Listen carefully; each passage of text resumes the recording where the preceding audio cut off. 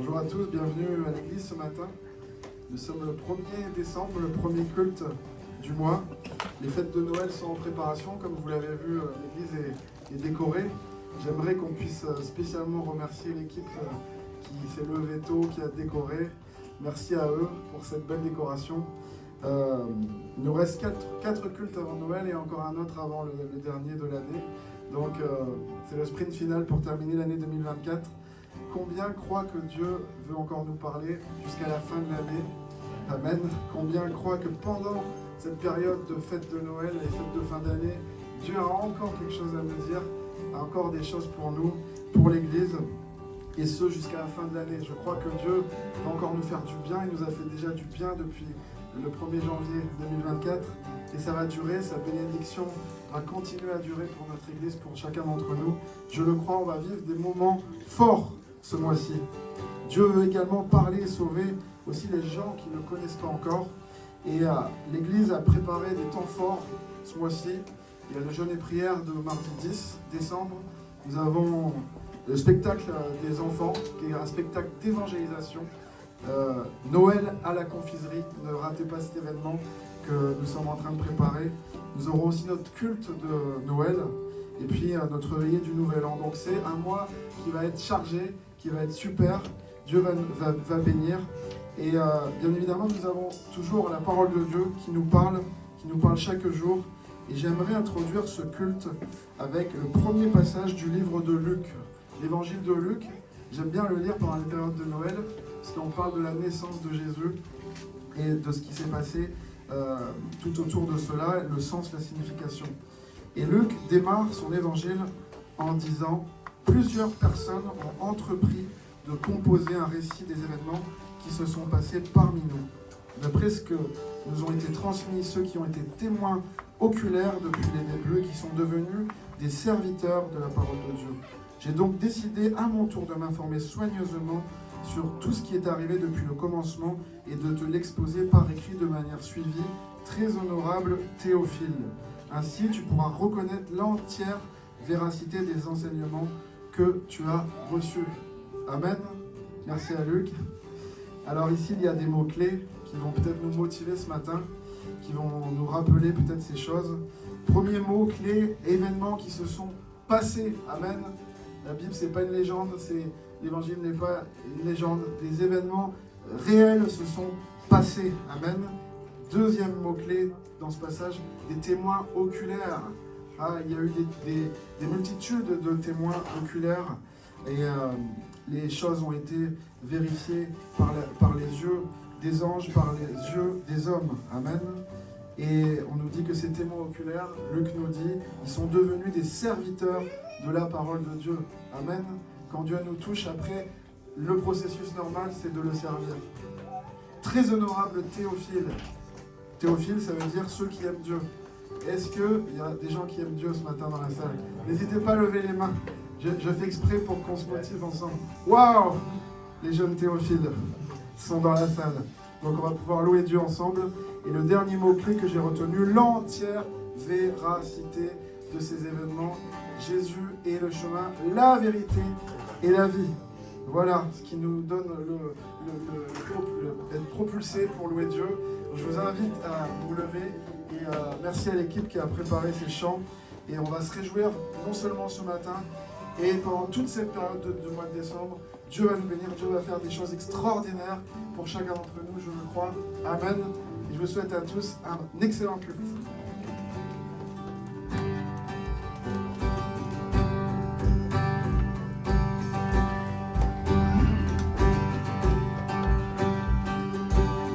Que nos chants soient comme ainsi, nos louanges à l'accueil.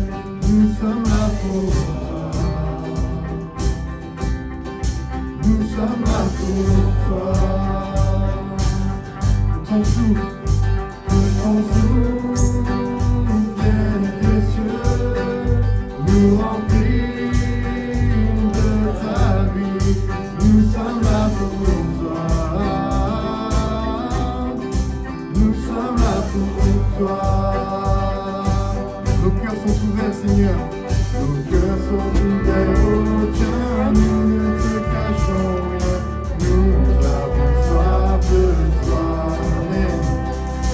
Car tu es le Dieu saint, tout autre Dieu est vain, oh, que tu te descends.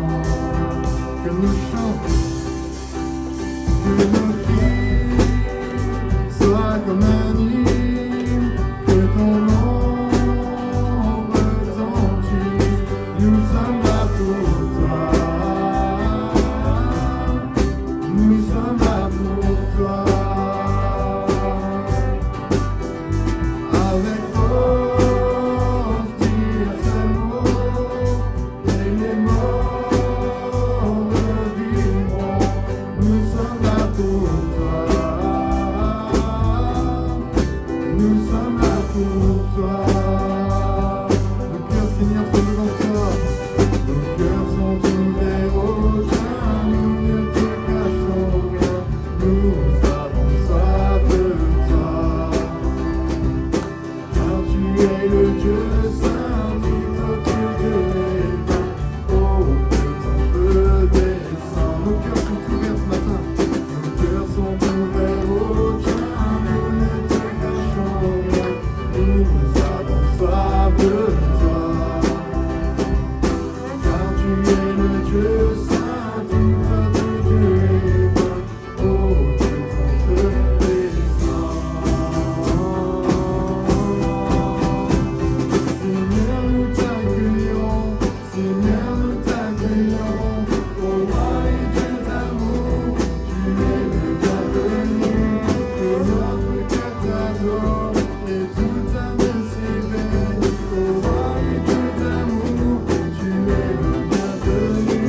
Seigneur, nous t'accueillons, Seigneur, nous t'accueillons, ô roi et Dieu d'amour, tu es le bienvenu, que notre cœur t'adore, et toute âme s'éveille, ô roi et Dieu d'amour, tu es le bienvenu. Viens dans ce lieu, Seigneur, notre t'adore ce matin. Viens Jésus dans nos cœurs. Seigneur, nous t'accueillons, Seigneur, nous t'accueillons, ô roi et Dieu d'amour, tu es le bienvenu, que notre cœur t'adore, et toute âme s'éveille, ô roi et Dieu d'amour, tu es le bienvenu.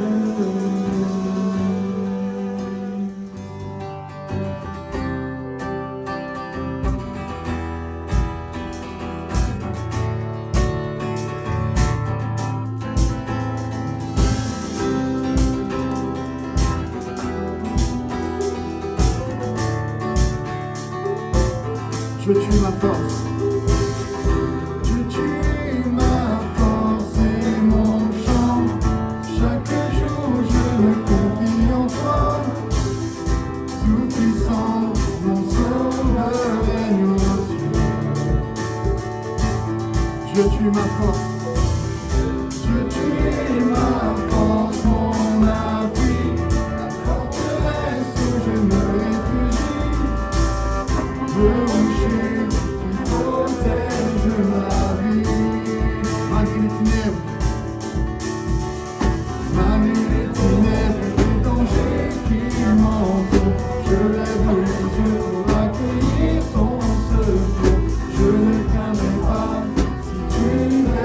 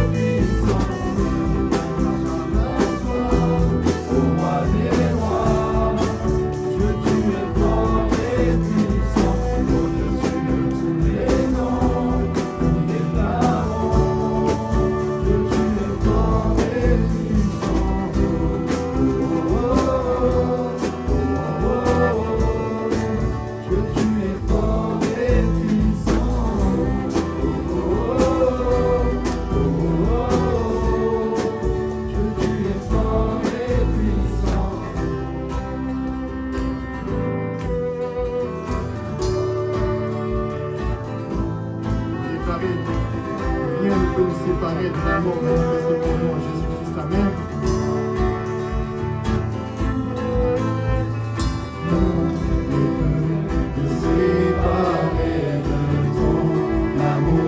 Manifesté en Jésus-Christ, mon Sauveur règne aux cieux.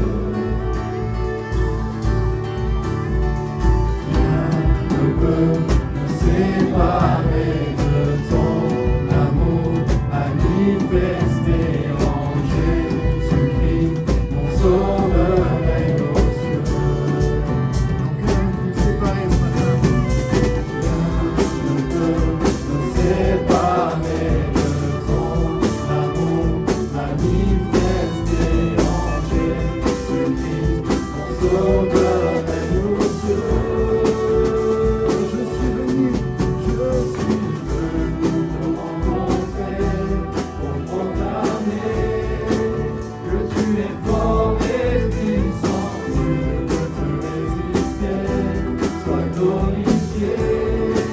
Que tu es fort et puissant, impossible à toi, ô roi des rois. Que tu es fort et puissant, au-dessus de tous les noms, nous déclarons que tu es fort et puissant. Oh, oh, oh, oh, que tu es fort et puissant. Oh, oh, oh, que tu es fort et puissant.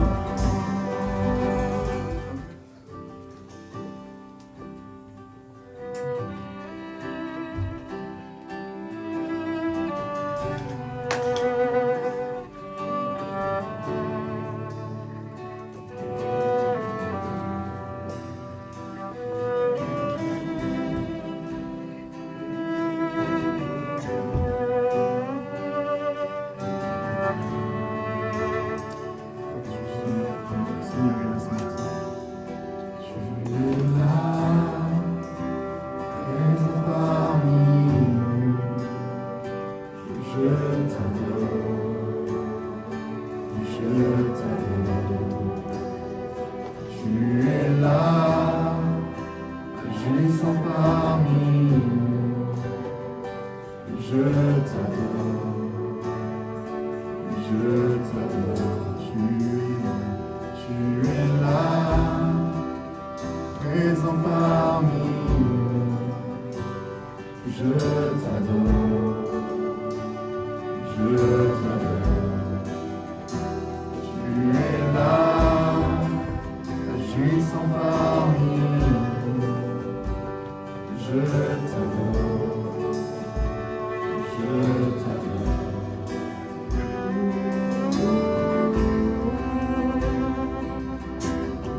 Seigneur, vois ton Église qui t'adore ce matin. Vois ton Église qui est désireuse de s'approcher de toi, de te remplir par ton Saint-Esprit à nouveau. Nous voulons chanter avec les anges, nous voulons t'adorer et t'élever pour qui tu es, Jésus. Chante, tu es là.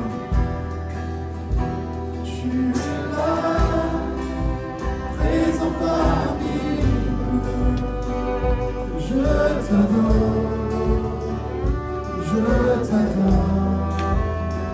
Tu es là, agissant parmi nous. Je t'adore, je t'adore. Tu fais chemin au Père des miracles, tu tiens tes promesses. Lumière dans les ténèbres, mon Dieu, c'est ce que tu es. Fais chemin Au Père des miracles, tu tiens tes promesses. Lumière dans les ténèbres, mon Dieu, c'est ce que tu es. Tu es là, sans le cœur brisé. Je t'adore, je t'adore. Tu es là, transformant nos vies. Je t'adore, je t'adore. Fais chemin miracles, tu tiens tes promesses, tu mets dans l'éternel, mon Dieu, c'est ce que tu es. Un chemin, opère des miracles, tu tiens tes promesses, tu mets dans l'éternel, mon Dieu, c'est ce que tu es. Un chemin, opère des miracles, tu tiens tes promesses, tu mets dans l'éternel, mon Dieu, c'est ce que tu es. Un chemin, opère des miracles, tu tiens tes promesses, tu mets dans l'éternel, mon Dieu, c'est ce que tu es. C'est ce que tu es. C'est ce que tu es. C'est ce que tu es. C'est ce que tu es. C'est ce que tu es. C'est ce que tu es. C'est ce que tu es. C'est ce que tu es.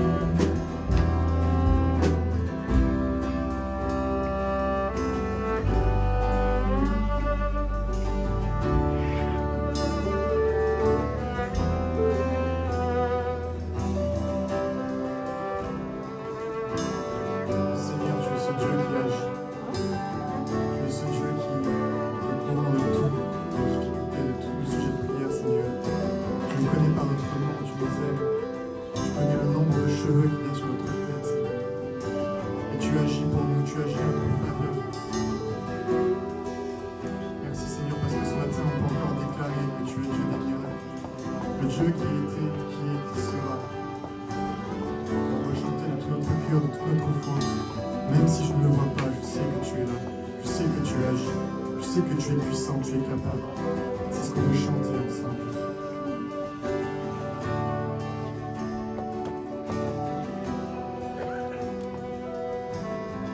Même quand je ne le vois pas, tu agis. Même quand je ne le sens pas, tu agis. Tu ne t'arrêtes jamais. Tu ne t'arrêtes jamais. Même quand je ne le vois pas, tu agis. Même quand je ne le sens pas, tu agis. Tu ne t'arrêtes jamais. Tu ne t'arrêtes jamais. Même quand je ne le vois pas, tu agis. Même quand je ne le sens pas, tu agis. Tu ne t'arrêtes jamais. Tu ne t'arrêtes jamais. Même quand je ne le vois pas, tu agis. Même quand je ne le sens pas, tu agis. Tu ne t'arrêtes jamais. Tu ne t'arrêtes jamais.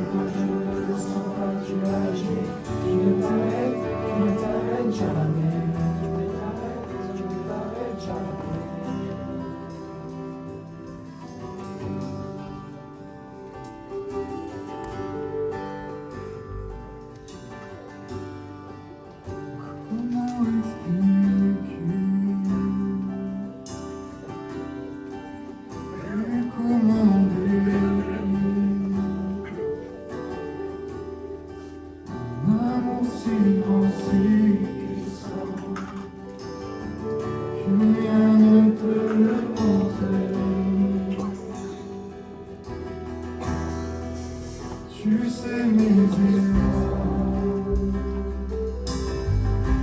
Seigneur, tu sais mes cœurs. Mes mots sont bien trop petits pour l'amour que j'ai pour toi. Alors entends mon cœur, mon esprit qui te loue. Entends le chant d'amour d'un enfant racheté. Je prendrai mes faibles mots pour te dire Dieu merveilleux tu es. Je ne pourrai pas te dire combien je t'aime, alors entends-moi. C'est tout comme de la pluie, les mots pouvaient couler. Si j'avais l'éternité, je ne pourrais pas l'écrire. Dans les battements de mon cœur, tu l'entendras toujours. Merci pour la vie, pour la vérité et pour le chemin. Entends mon cœur, mon esprit qui te loue. Entends le chant d'amour d'un enfant racheté. Je prendrai mes faibles mots pour te dire quel Dieu merveilleux tu es. Je ne pourrai pas te dire combien je t'aime, alors entends mon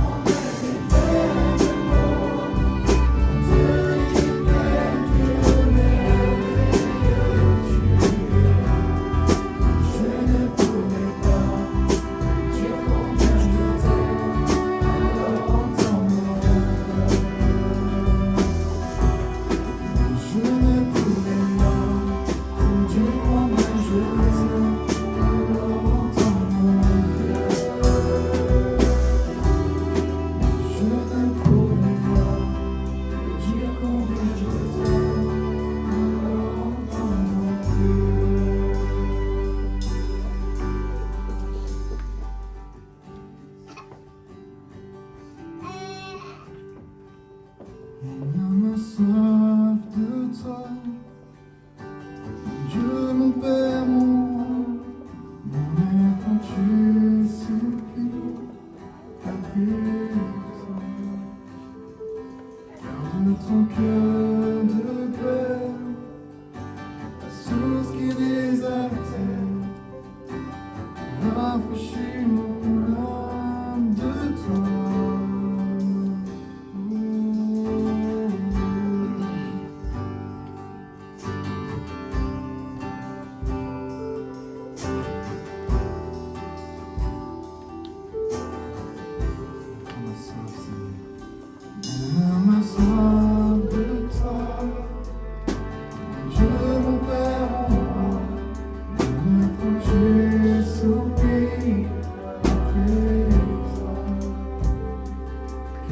ton cœur de paix, la source qui désaltère, rafraîchis mon âme de toi.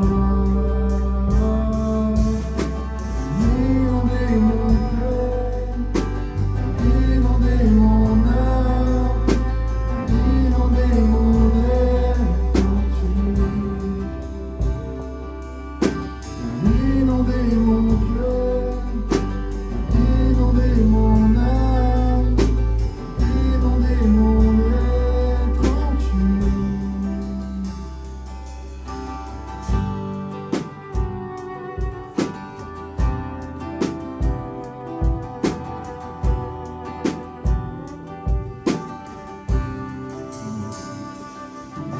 Ma soif de toi, Dieu mon Père, mon roi, mon être entier soupire après toi.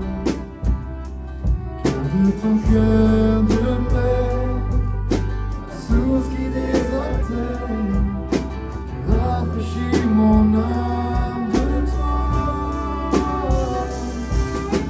Inonder mon cœur, inonder mon âme, inonder mon être entier. Inonder mon cœur, inonder mon âme, inonder mon être entier. Inonder mon cœur, inonder mon âme, inonder mon être entier.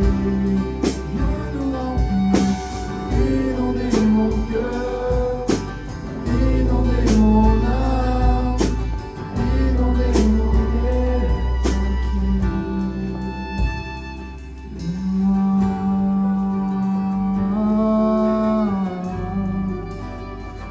J'ai tant besoin de toi.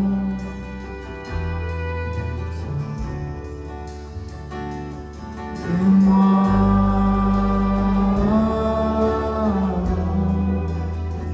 je suis perdu sans toi, sans toi. Et moi,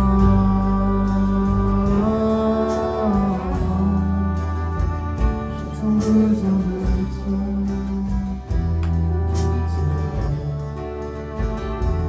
Et moi,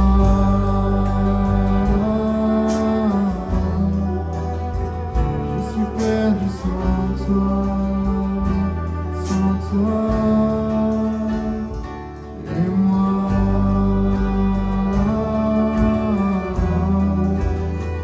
j'ai tant besoin de toi, Et moi,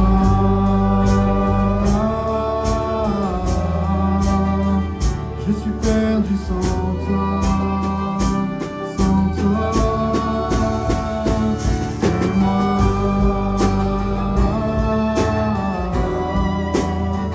j'ai tant besoin de toi, de toi. Et moi,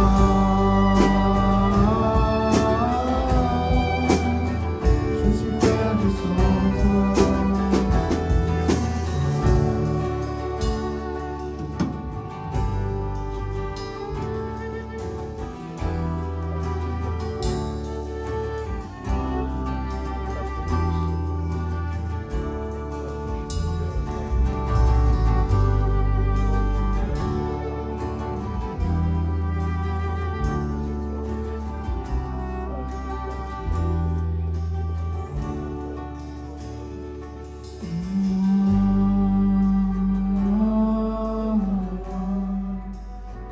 J'ai tant besoin de toi,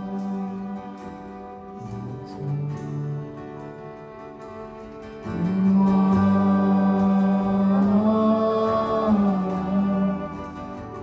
je suis perdu sans toi, sans toi.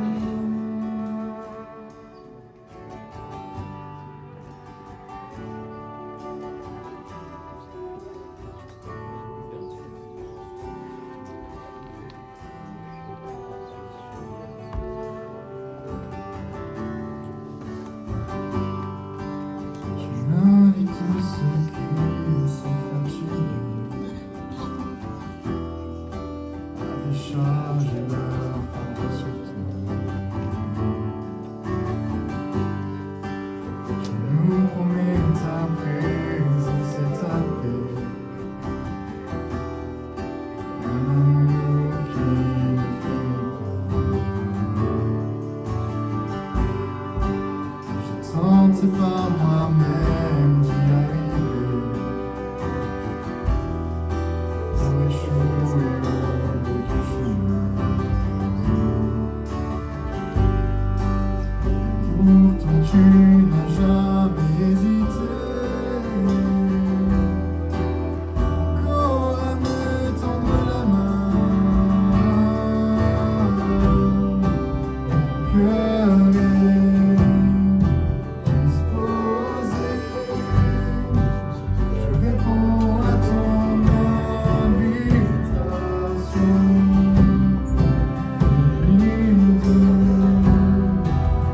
bataille, je réponds à ton invitation.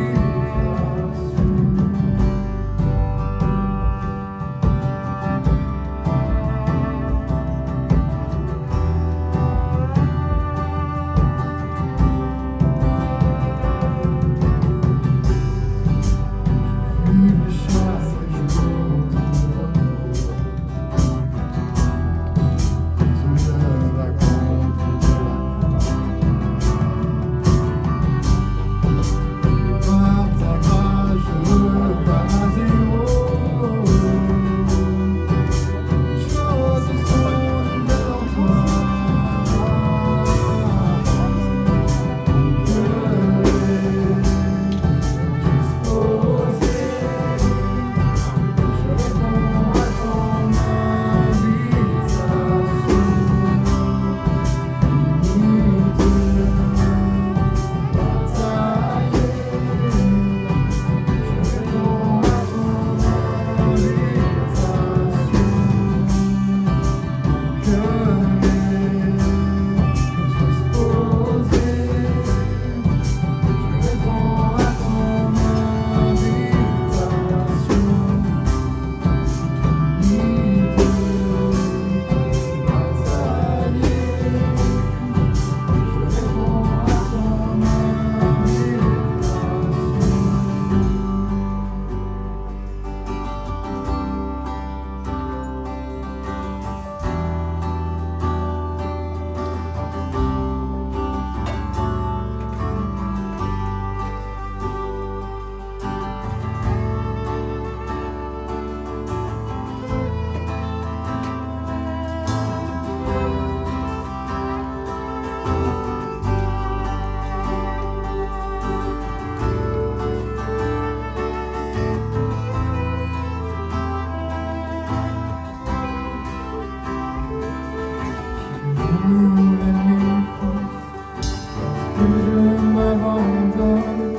je m'abandonne à toi, je m'abandonne à toi, tu renouvelles mes forces. Lorsque je m'abandonne, je m'abandonne à toi, je m'abandonne à toi, tu renouvelles mes forces. Lorsque je m'abandonne, je m'abandonne à toi, je m'abandonne à toi, tu renouvelles mes forces. Lorsque je m'abandonne, je m'abandonne à toi, je m'abandonne à toi.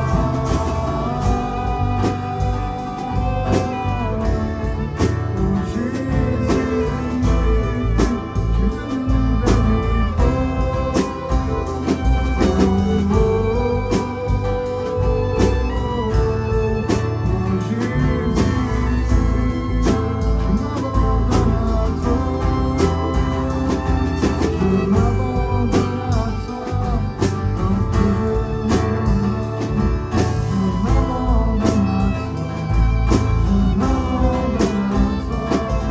tu renouvelles mes forces. Lorsque je m'abandonne, je m'abandonne à toi, je m'abandonne à toi, tu renouvelles mes forces. Lorsque je m'abandonne, je m'abandonne à toi, je m'abandonne à toi.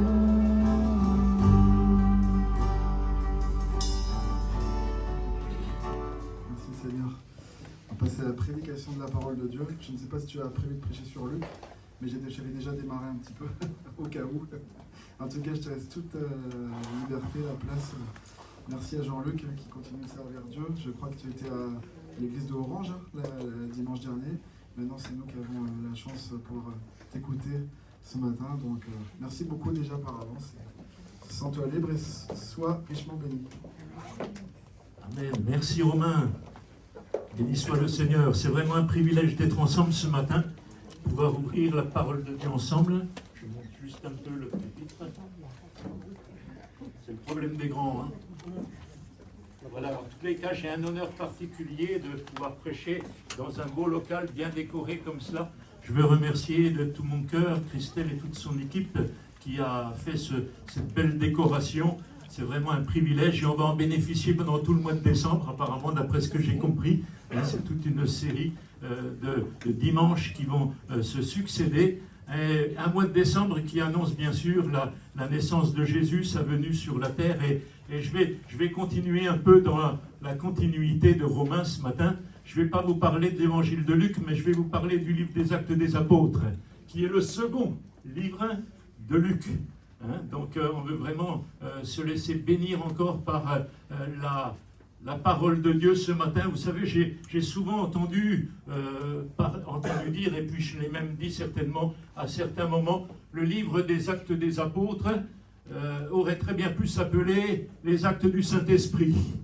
Et c'est le seul livre de la parole de Dieu qui pour moi n'est pas terminé, parce qu'encore aujourd'hui, le Saint-Esprit agit dans les vies, le Saint-Esprit agit dans les cœurs, et nous croyons que ce matin, dans chacun de nos cœurs, dans chacune de nos vies, le Saint-Esprit va se manifester. Et d'ailleurs, il a déjà commencé au travers des chants.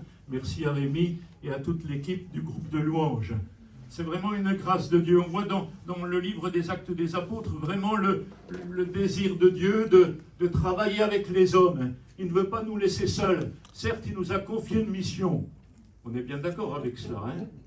Dieu nous a confié une mission, n'est-ce pas Et dans cette mission, eh bien, il ne nous laisse pas seuls, mais il nous accompagne, et il nous accompagne de sa présence. On voit dans le livre des Actes des Apôtres le désir de Dieu de travailler avec l'homme. Dieu aurait pu, bien sûr, se passer de nous. Il aurait très bien pu accomplir son œuvre sans nous. Il n'en avait pas besoin, il en avait la capacité. Mais il a voulu nous utiliser. Et ça, c'est une grâce. C'est un privilège merveilleux.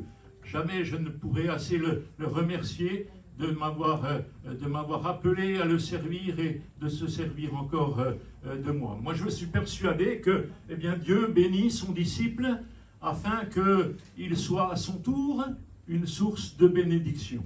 Si nous recherchons la bénédiction de Dieu uniquement pour nous, sans nous soucier du monde qui nous entoure, alors nous allons passer à côté, je crois, du plan de Dieu finalement pour nos vies. Dieu veut sauver le monde entier. Il veut le sauver avec toi, il veut le sauver avec moi. Lui, il a fait ce qu'il fallait faire. Il a donné sa vie sur la croix. Mais maintenant, c'est à nous de proclamer le message. Et c'est ce que nous voulons faire ensemble de tout notre cœur. Lorsque Dieu a envoyé son esprit le jour de la Pentecôte, ce n'était pas dans le but que les 120 restent dans cette chambre haute, même s'ils s'y sentaient bien, même s'ils vivaient des choses extraordinaires, merveilleuses. Si le Seigneur nous envoie son esprit, ce n'est pas pour que nous restions dans un si beau local ce matin, mais c'est pour que nous soyons des instruments de bénédiction dans le monde dans lequel il nous a placés. À lui soit la gloire. Son but ultime, c'est de faire sortir les croyants, faire sortir l'Église de son confort, de ses habitudes, de sa routine, on en parlera tout à l'heure, et d'en faire des témoins efficaces. Alors j'en arrive au livre des Actes des Apôtres et nous lisons ensemble, si vous le voulez bien, dans le premier chapitre, à partir du verset 4. Je vous fais grâce de l'introduction, cher Théophile. Dans mon premier livre, et Romain en a parlé tout à l'heure, on lit nous au verset 4, « Or, un jour qu'il prenait un repas avec eux, il leur recommanda de ne pas quitter Jérusalem, mais d'y attendre que son Père leur accorde le don qu'il leur avait promis. C'est le don que je vous ai annoncé, leur dit-il, car Jean a baptisé d'eau, mais vous, c'est dans le Saint-Esprit que vous serez baptisés dans peu de jours. comme ils étaient réunis autour de lui, ils lui demandèrent, « Seigneur, est-ce à ce moment-là que tu rendras le royaume à Israël ?» On voit ce qu'il est préoccupé. Hein? Il leur répondit, il ne vous appartient pas de connaître les temps et les moments que le Père a fixés de sa propre autorité. Mais, verset 8, « Mais le Saint-Esprit descendra sur vous, vous recevrez sa puissance, et vous serez mes témoins à Jérusalem, dans toute la Judée et la Samarie, et jusqu'au bout du monde. Amen. » Amen. Voilà le but ultime de Dieu, mais aussi la mission que Dieu a pour nous. D'ailleurs, j'ai remarqué qu'il y avait dans ce verset tout le plan du livre des Actes, et il est question des témoins à Jérusalem, et dans le livre des Actes du chapitre 1er au chapitre verset 7, au chapitre 7, c'est exactement de cela dont il est question. Il est question aussi dans la Judée et la Samarie, et si nous prenons Acte 8 et Acte 9, eh bien, les apôtres sont dans la Judée et la Samarie. Et puis, si nous prenons la suite jusqu'au bout du monde, eh bien, à partir du chapitre 10 jusqu'au chapitre 28, dans le livre des Actes, il est question de l'œuvre de Dieu jusqu'au bout du monde. Et ce qui est merveilleux, c'est qu'elle continue à Bolène aujourd'hui. Alléluia. Ça, c'est la grâce de Dieu. Vous recevrez sa puissance et vous serez mes témoins. Vous recevrez et vous serez mes témoins. Recevoir pour donner. C'est le titre de mon message ce matin. Recevoir. Dieu veut nous donner. Nous allons recevoir. Nous pouvons recevoir. Certainement que nous avons déjà beaucoup reçu. Mais nous pouvons aussi donner. Dieu nous invite aussi à donner. Pardonnez-moi, vous me direz si je me trompe, mais je crois que l'Église reçoit beaucoup et puis elle donne finalement si peu. Elle donne si peu. Mais il y a un grand danger à cela. Il y a un grand danger. J'ai à l'idée, à la pensée, cette image du ballon de baudruche, et je crois que l'Église en Europe est un peu comme cela. Si on le gonfle encore, qu'est-ce qui va se passer à force de le gonfler? Il va éclater. Je crois que c'est le problème de tout ce que l'on va emmagasiner. Le but de mon message ce matin, eh bien, c'est de vous inviter à rechercher ardemment la puissance du Saint-Esprit, mais afin d'être des témoins puissants de sa gloire. Uniquement avec ce désir-là, cette pensée-là sur nos cœurs. Nous verrons dans un premier temps ce que signifie la réception du Saint-Esprit dans nos vies. Et deuxièmement, l'effusion, c'est-à-dire comment il va se manifester, comment il va se traduire pour le monde dans lequel nous vivons. Je crois que nous devons être des canaux, vous et moi, et non pas des citernes. Des canaux où il y a un courant, un flux là, qui passe, et non pas des citernes où l'eau va stagner, où l'eau va séjourner, où l'eau va croupir, excusez-moi, et forcément il va y avoir des odeurs mauvaises. Nous sommes là pour l'effusion, nous sommes là pour transmettre.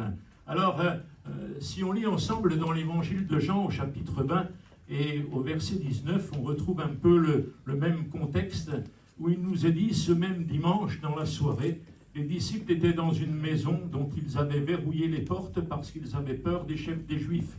Jésus vint, il se trouva là au milieu d'eux et il leur dit que la paix soit avec vous. Tout en disant cela, il leur montra ses mains et son côté. Les disciples furent remplis de joie parce qu'ils voyaient le Seigneur. Que la paix soit avec vous, leur dit-il de nouveau.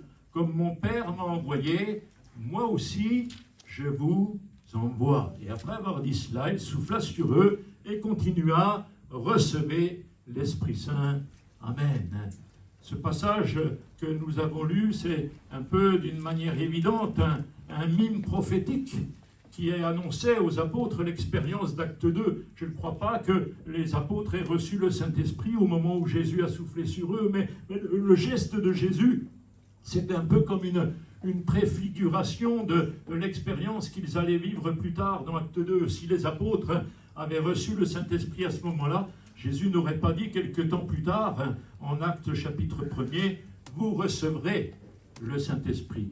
Et d'ailleurs, nous retrouvons dans ce passage un parallèle intéressant avec Acte chapitre 1er. Dans Jean 20, 21, il est dit « Je vous envoie ». Dans Acte chapitre 1er, « Vous serez mes témoins à Jérusalem, dans la Judée. C'est lié tout cela. Si on prend Jean 20, 21, recevez l'Esprit Saint, dans Actes chapitre 1er, verset 8, vous recevrez sa puissance. Alléluia. Et cette promesse, eh bien, elle s'est accomplie. À Dieu soit la gloire. Et elle s'accomplit encore aujourd'hui. Béni soit le Seigneur. Dieu n'a pas changé.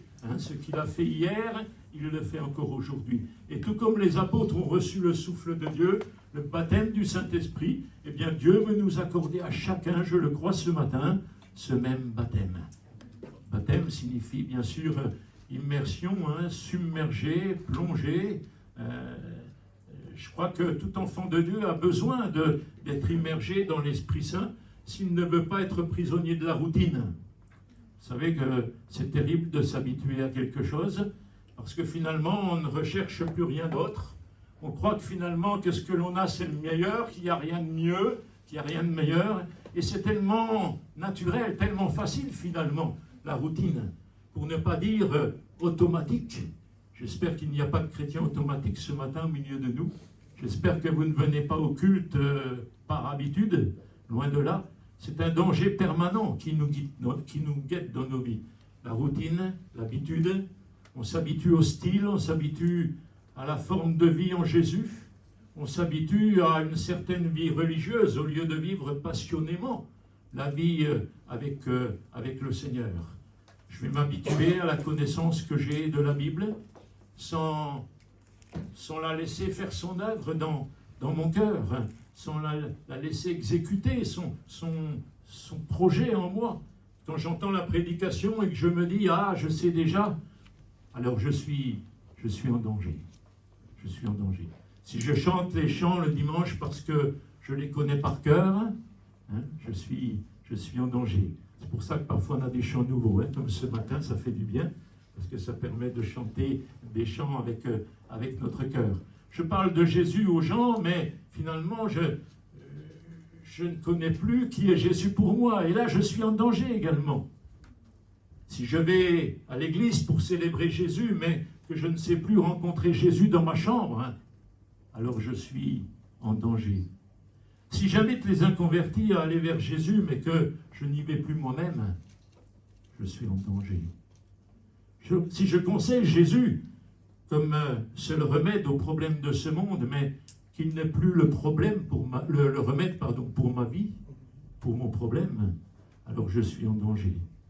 Si quelqu'un s'est reconnu dans ses propos, eh bien laisse-moi te dire, mon frère, ma soeur, tu es en danger. Parce que l'habitude a pris la place, parce que la routine s'est installée. Tu t'es habitué à ta vie chrétienne, et je crois que nous devons pleurer devant notre Dieu afin de recevoir la vie de son esprit.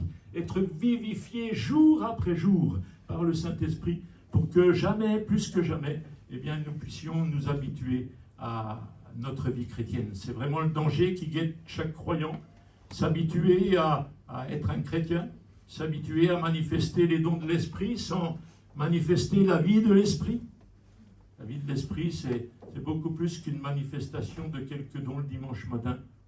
Bon nombre de chrétiens aujourd'hui sont capables de parler en langue, de donner des paroles prophétiques, sans pour autant vivre la vie de l'Esprit. Alors je crois qu'il est temps pour nous de rechercher cette vie-là, de rechercher sa connaissance, de vivre sa présence. On aime sa présence, le dimanche matin, quand nous chantons des beaux chants de louange. Ah, ça nous fait du bien, on aime sa présence. D'ailleurs, on le chante même avec un chant. J'aime ta présence. Alléluia, on a raison d'aimer la présence de Dieu.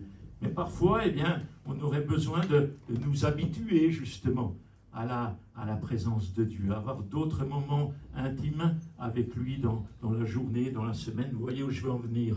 Je ne peux pas parler de ce que je ne connais pas. Et pour connaître quelqu'un, eh bien, il faut vivre avec lui.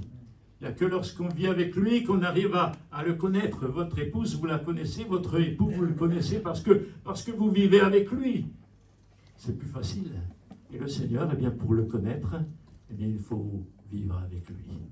Je suis dans mon bureau avec toutes mes versions de Bible, le dico grec-hébreu, mes commentaires bibliques, qui me parle de Jésus, les merveilleux livres sur mes étagères, qui me parlent de Jésus, la Bible online sur mon PC ou sur mon Mac pour être à la pointe du progrès. Mais si je ne connais plus ce Jésus, si je ne suis plus passionné par lui, eh bien tout ce que je fais n'a aucun sens. Le sel a perdu sa saveur. Et vous vous souvenez de ce que dit Jésus au sujet de cela? Le sel qui a perdu sa saveur, il ne sert à rien. Il ne sert à rien. Quand nous n'avons plus de communion passionnée avec Jésus par le Saint-Esprit, eh bien nous sommes morts, quoique vivants. Il n'y a plus l'essentiel finalement. Il n'y a plus la vie. Et mon modèle suprême, eh bien, doit toujours être le Seigneur. C'est lui qui est notre divin modèle, et nous le voyons en communion permanente, le Seigneur, avec son Père Céleste. Il passait beaucoup de temps, si vous regardez sur ces 3 années de ministère terrestre, tout le temps que Jésus a passé dans la communion, dans la relation avec son Père. Alors certes, il a fait des grands miracles, hein, mais moi je le vois aussi à genoux, dans la prière, à rechercher la puissance de Dieu. Et je crois que nous ne pourrons pas passer à côté de cela. Je voudrais vous encourager ce matin, et je prie pour vous afin que vous ne soyez jamais habitués à un certain confort de vie chrétienne, mais qu'à chaque fois que vous priez, eh bien, ce soit comme la première fois. Vous vous souvenez la première fois que vous avez prié? Vous vous souvenez? Ce n'était pas une grande prière, hein? Bon, les mots, je parle pour moi là, hein, mais les mots, bon, ils étaient vraiment tout simples, hein, tout banal, c'était pas recherché, rien du tout, hein. Mais comme c'était vivant, comme ça venait du cœur, comme c'était quelque chose où il y avait le feu, il y avait une certaine fraîcheur, hein. Certes, on avait du mal à trouver les mots, mais il y avait le cœur. Aujourd'hui, on a les mots, pas de problème pour cela, mais le cœur, y est-il toujours?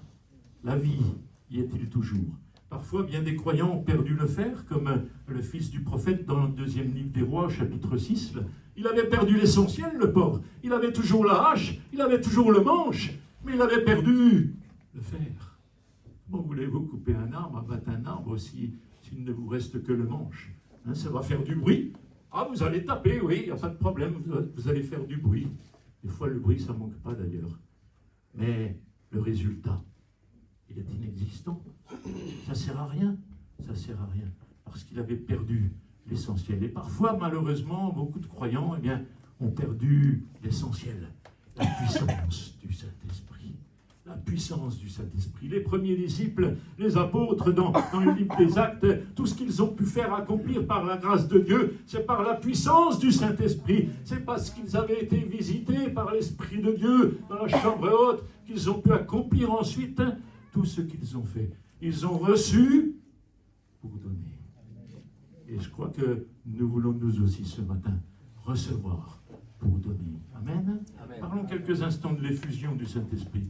Une chose qui m'a interpellé dans bien des églises depuis que je connais le Seigneur, c'est que certains chrétiens sont capables de quitter l'église complètement scandalisés parce qu'il n'y a pas assez de dons spirituels, parce qu'il n'y a pas ou peu de manifestations spirituelles, de miracles. Mais ces mêmes personnes ne sont pas scandalisées quand une âme nouvelle vient et ne se donne pas à Christ. Ça ne leur pose pas de problème. Je crois que Dieu a soufflé sur les apôtres pour qu'ils deviennent des témoins efficaces. Des témoins efficaces. Pour que leur témoignage soit efficace. Non pas pour ce qu'ils s'enferment dans une salle pour vivre leurs expériences spirituelles. Le but du baptême dans le Saint-Esprit, ce n'est pas une manifestation de plus, mais c'est pour que nous soyons des témoins en Jésus, pour ceux qui ne le connaissent pas, pour ceux qui ont besoin de le rencontrer, pour ceux qui ont besoin de se tourner vers lui. Nous ne devons pas accepter quelqu'un qui passe à côté de l'offre du Seigneur. Nous ne devons pas accepter quelqu'un qui entend parler de Jésus et qui ne vient pas à lui, qui ne lui ouvre pas son cœur. Nous voulons continuer à combattre par le Saint-Esprit. Jésus a dit, vous recevrez une puissance et vous serez mes témoins. Comme le Père m'a envoyé, moi aussi je vous envoie. Et il a soufflé sur eux et leur a dit, recevez le Saint-Esprit. Dans nos boîtes aux lettres, nous recevons notre courrier par le biais du facteur, de moins en moins d'ailleurs, parce qu'il y a de moins en moins de courriers. Nous pouvons recevoir ce que l'on appelle la douloureuse. Aïe, aïe, aïe. voyez de quoi je veux parler, hein? Maintenant, on les reçoit aussi directement par Internet, mais parfois on les reçoit par le facteur. Il y a parfois, gloire à Dieu, heureusement, de bonnes nouvelles qui réjouissent notre cœur. On reçoit une belle carte de frères et sœurs qui sont en vacances là-bas, aux Seychelles, au soleil, qui se font bronzer et tout. On est content, on est heureux pour eux, on dit merci Seigneur, tu les bénis. Ça fait du bien hein, d'avoir des nouvelles. Il y en a de moins en moins aussi d'ailleurs. Hein. Avec le WhatsApp, maintenant c'est plus facile, c'est plus rapide dans tous les cas. On a des bonnes nouvelles, mais il y a aussi des mauvaises nouvelles. Et Paul dit en 2 Corinthiens chapitre 3, verset 3, que nous sommes également des lettres. Nous aussi, vous et moi, des lettres que Jésus envoie devant les hommes. Alors sommes-nous, je pose la question, hein, vous y répondez devant Dieu, sommes-nous une lettre douloureuse ou bien sommes-nous une lettre de bonne nouvelle, une lettre de vie ou bien une lettre de condamnation, une lettre qui tue, parce qu'il manque l'essentiel, parce qu'il manque l'onction de l'esprit qui vivifie. Ce qui m'a frappé dans le mot poste, d'ailleurs, c'est sa ressemblance avec le mot apôtre.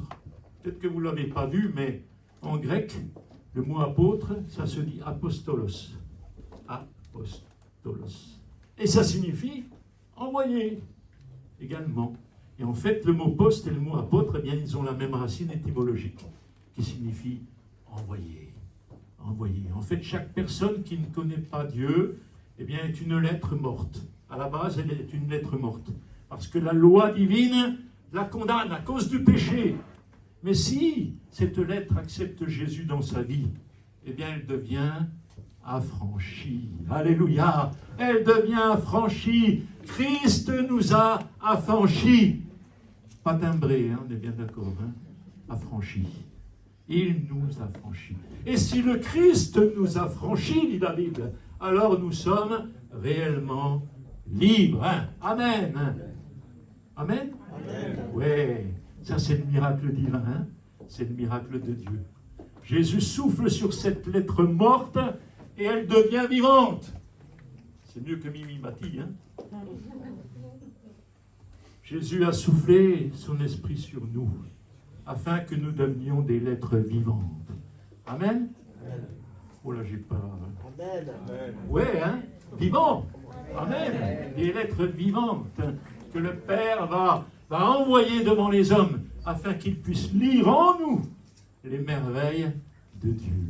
Alléluia. Ça, c'est ma mission, c'est ta mission. C'est notre mission à nous ce matin. Jésus a dit, comme mon Père m'a envoyé, moi aussi je vous envoie.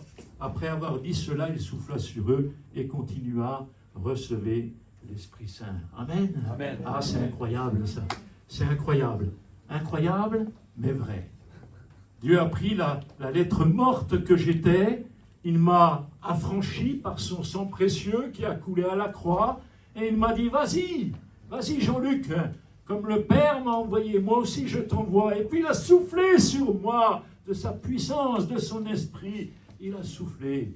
Et puis aujourd'hui, bien béni soit Dieu, je peux le servir. De la même manière, Dieu désire souffler aussi sur ta vie ce matin, afin de t'envoyer, afin que tu sois une lettre vivante, lue par tous les hommes, lue sur ton lieu de travail, lue dans ton école, lue avec tes collègues, avec tes voisins, lue avec ta famille qui est convertie, une lettre vivante qui est lue de tous les hommes.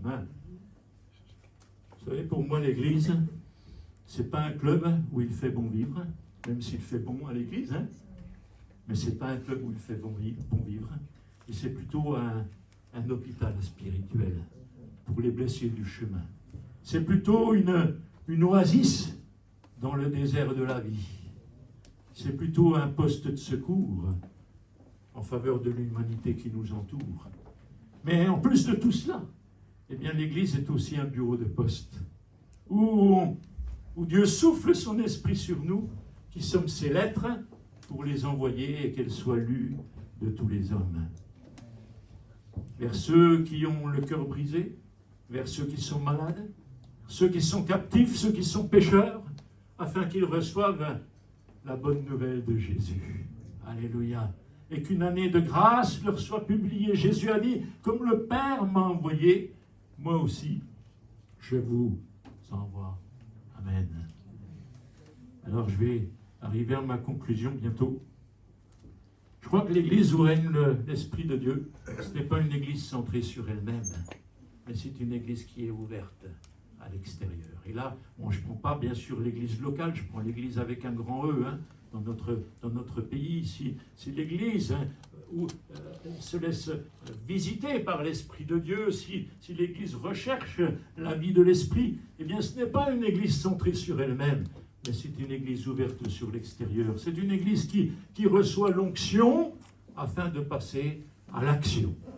Elle reçoit l'onction pour passer à l'action. Recevoir pour donner.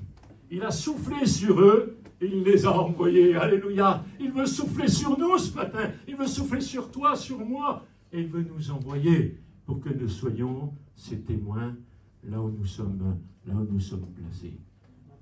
Ce n'est pas pour satisfaire nos petits besoins personnels, mais c'est pour que nous puissions être des hommes, des femmes de prière, qui allons prier. Seigneur, souffle sur nous, souffle sur nos vies. Seigneur, que l'on soit des témoins puissants, efficaces pour toutes ces âmes qui ne te connaissent pas. Seigneur, que tu puisses vraiment nous envoyer vers eux, que nous soyons ces instruments de bénédiction. La Bible nous dit, ceux qui sèment avec larmes récolteront avec des chants d'allégresse. J'ai lu cela dans le psaume 126. Celui qui sème avec larmes. Et là, bien sûr, il est question de la semence, avec la prière, avec les larmes de la prière, où je vais me tenir devant Dieu, je vais intercéder, je vais prier pour cette semence, cette parole que j'aurai semée. Je vais prier pour qu'elle puisse porter du fruit, pour que rien ne l'arrête, pour qu'il n'y ait pas ce vent de l'ennemi qui vienne souffler pour emporter la semence au loin, mais que la semence, elle puisse pénétrer, qu'elle puisse germer et qu'elle puisse produire du fruit. Et ça, c'est possible que par la prière. C'est avec larmes. Ceux qui sèment avec larmes récolteront avec des chants d'allégresse. Alléluia. Béni soit Dieu. N'oublions pas que le résultat dans Acte 2, le résultat, la visitation du Saint-Esprit dans la chambre haute, eh bien, ça a été 3000 âmes en une journée. 3000 âmes en une réunion. Alors Pierre, rempli du Saint-Esprit, nous dit la Bible, se présentant avec les 11, éleva la voix et leur parla en ces termes. Hommes juifs, et vous tous qui séjournez à Jérusalem, sachez ceci et prêtez l'oreille à mes paroles. Repentez-vous, que chacun de vous soit baptisé au nom de Jésus-Christ pour le pardon de vos péchés, et vous recevrez le don du Saint-Esprit. Ceux qui acceptèrent sa parole furent baptisés, et en ce jour-là, le nombre des disciples s'augmenta d'environ 3000 âmes. Amen. Amen. Quand je pense à l'apôtre Pierre, quelque temps en arrière, alors qu'il est dans la cour du tribunal, il va, vous vous souvenez, renier Jésus. Je ne le connais pas. Je ne sais pas qui est cet homme. Je ne le connais pas. Et malheureusement, comme l'avait annoncé le Seigneur, le coq va chanter. Pierre va être brisé dans son âme, dans son cœur. Il va dire, mais finalement, je suis nul. Et parfois, il arrive des moments dans nos vies où nous disons la même chose. Je suis nul, j'ai parlé de Jésus et même pas venu à Christ. Je suis nul, je suis nul. Il a fallu quelque chose de plus dans la vie de Pierre. Et il y a eu Acte 2, béni soit Dieu. Il y a eu la chambre haute, le Saint-Esprit qui est descendu. Et le même Pierre, on le retrouve ici, devant ces Juifs qui sont rassemblés. Et il va leur annoncer, vous avez vu avec moi, repentez-vous, que chacun de vous soit baptisé pour le pardon de vos péchés. Et puis il est dit, ceux qui acceptèrent sa parole furent baptisés. Le nombre augmenta de 3000 âmes. Le même homme rempli du Saint-Esprit, Seigneur qui a soufflé sur eux et qui les a envoyés, ça change tout. Ça change tout. Le besoin de l'Église aujourd'hui, c'est que le Seigneur souffle de son esprit. Le besoin de l'Église et de chacun de nous ce matin, c'est que le Seigneur souffle son esprit et nous envoie pour que nous soyons des témoins efficaces dans son œuvre. Sans l'action de l'esprit, vous pouvez parler tout ce que vous voulez, vous pouvez prêcher tout ce que vous voulez, rien ne changera. Mais lorsque le Saint-Esprit est là, lorsque le Saint-Esprit agit, lorsque le Saint-Esprit travaille les cœurs et les touche, et les permet aux âmes de se tourner vers Christ, alors tout va changer. En une journée, 3000 âmes se sont converties. Je crois que c'est possible. Je crois que c'est possible à Bolène. Je crois que c'est possible à Orange. Je crois que c'est possible à Montélimar. 3000 âmes lorsque le Saint-Esprit agit. Je vais inviter les musiciens à me rejoindre maintenant. Je vais terminer. Je sais, je l'ai déjà dit une fois, mais là, c'est la deuxième conclusion. Mon frère, ma soeur, je vais t'inviter à parcourir un peu les rues de la ville avec moi. Imagine Jésus, celui que le Père a envoyé vers nous. Il est dans son ciel de gloire, il est assis sur son trône et il règne. Et puis là, il voit dans la ville un jeune homme qui se nomme Découragement. Il y en a beaucoup, hein? Il y en a beaucoup. Ce jeune homme est sur le point de tout abandonner, il est sur le point de mettre fin à sa vie, tellement le découragement l'a frappé. Il ne pense pas qu'il est capable de s'en sortir. Il sait qu'il n'est pas capable de s'en sortir, mais il n'a pas de solution. Il n'a pas d'autre objectif. Il est perdu. Un peu plus loin, Jésus voit une jeune fille qui vient d'être abusée sexuellement. Pour elle, la vie n'a plus aucun sens. À quoi ça sert de vivre encore? Elle se sent sale, elle se sent souillée, elle se sent complètement perdue. Pourquoi? Pourquoi? Et puis Jésus va un peu plus loin et il voit une mère de famille malade. Cette maladie qui s'appelle cancer. Elle se demande ce que sera demain pour elle et pour ses 5 enfants. Que va être son avenir? Est-ce qu'elle va guérir? Il y a beaucoup de protocoles maintenant nouveaux qui sont mis en place. Est-ce qu'elle aura ce bonheur, ce privilège de pouvoir en bénéficier? Est-ce que les choses vont changer pour elle? C'est quoi son avenir? Et puis un peu plus loin, dans la ville de Plaisir, une ville voisine, Jésus voit un couple qui se nomme Monsieur et Madame Divorce. Vous allez me dire, il y en a beaucoup, il y en a de plus en plus. Et là, Jésus se tourne vers chacun de nous.